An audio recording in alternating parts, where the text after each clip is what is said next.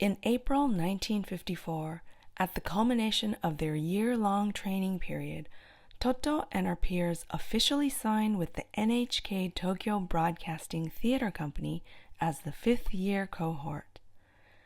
The young woman who had started out wishing to become a mother with great reading skills had now become an actress. The new actor's first job was to provide gaya gaya, an onomatopoeic word used to describe the chatter of a crowd. In essence, they were to perform the background voices in a radio drama, and so Totto and her fellow members filed into a studio to appear on an actual radio broadcast.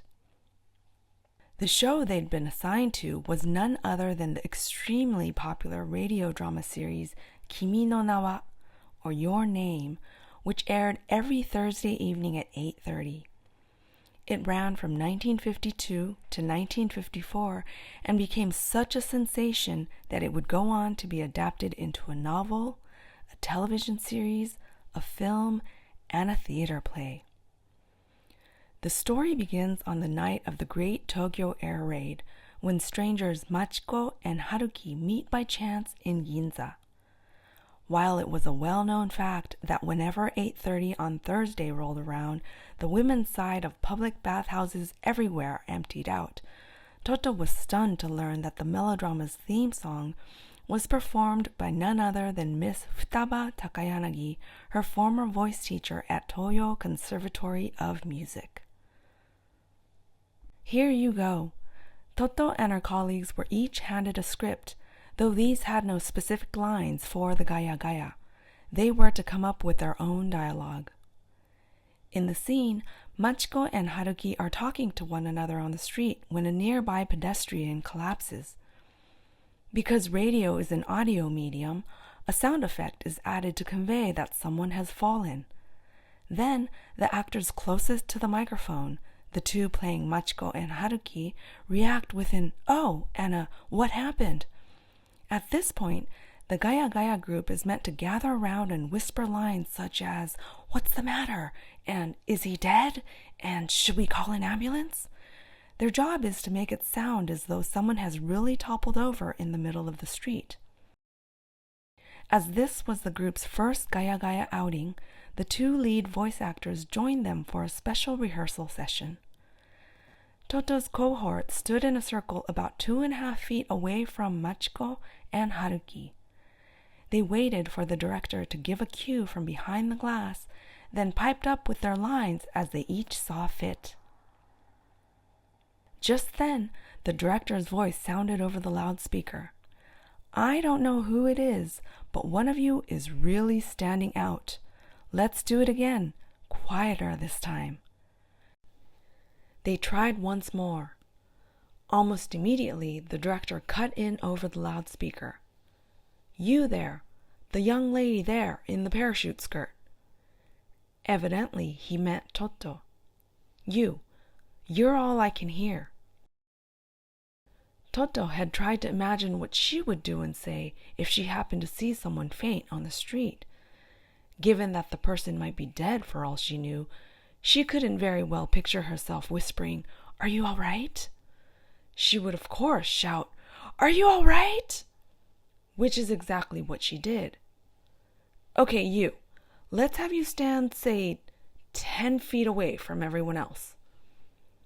Totto went from 2.5 feet to 10 feet away from the main actors and the microphone. Now she had no choice but to yell louder than before, "Are you all right?" She glanced over at the crew behind the glass and saw the sound mixer jump up in his chair, his hands covering his ears. "Young lady, please step back even farther. More, all the way to the door. Yes, do it from right there." Totto trudged sadly over to the studio door. Her fellow trainees were now over 30 feet away. For the next take, she screamed with all her might, "Are you all right?" The director disappeared from behind the glass window and stormed into the studio. Listen, when a Gaya Gaya actor's voice stands out, It makes radio listeners think, is that person important? Will they reappear later in the story? The point is to not leave an impression. Your job is to commit to playing a nameless face in a crowd. Young lady, you can go home today. I'll be sure to fill out your time card. The way time cards functioned was this. Whenever an actor worked in the studio, the director would write down how many hours they had completed, in which studio, and for which program, then pin the time cards to the troupe's dressing room wall. Every month, the actors signed their time cards and submitted them to personnel in the administration office, who would add up their total hours and pay them their salary. Knowing that Totto would not be paid if she went home without putting in any hours, the director kindly filled out her time card as if she had. For those who may be curious, Totto's rate back then was a mere 59 yen per hour, low even for the time. This was apparently in consideration of the cost of the professional training that she and her cohort received at NHK. Totto, however, was more heartbroken about being sent home alone than she was concerned about her pay. She waited on a bench outside the studio for everyone else to finish, so that she could at least join them for the walk back to Shimbashi Station. They had made plans to stop by a cafe for oshiruko dessert soup after work. From that day onward, no matter which studio she went to for work on whichever program, and no matter who the director was, whenever it came time to record the Gaya Gaya, Totto was invariably told, "Young lady, you can go home. I'll fill out your time card." Some days it was worse. She would walk into a studio and be met with, "Oh, you came? You can go home. I'll fill out your time card." One such day, Totto was sitting outside the studio reading a book as she waited for her group to finish. Suddenly, Mr. Ooka materialized out of nowhere, as was his way, and took a seat next to her on the bench. With his hand covering his mouth, he asked, "Totto-Sama, which project are you here for today?" "I was meant to do Gaya Gaya for Miss Shizuko Kasagi's television program, but they told me I could go home and that they would fill out my time card." Gaya Gaya parts for television programs were essentially extras or passers-by.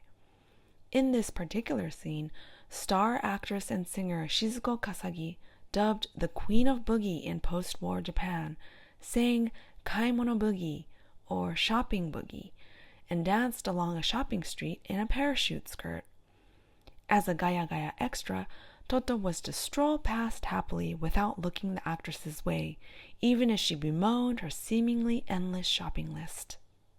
But to Totto, the idea of someone singing in the middle of the street was such great fun that she couldn't help but stare as she passed.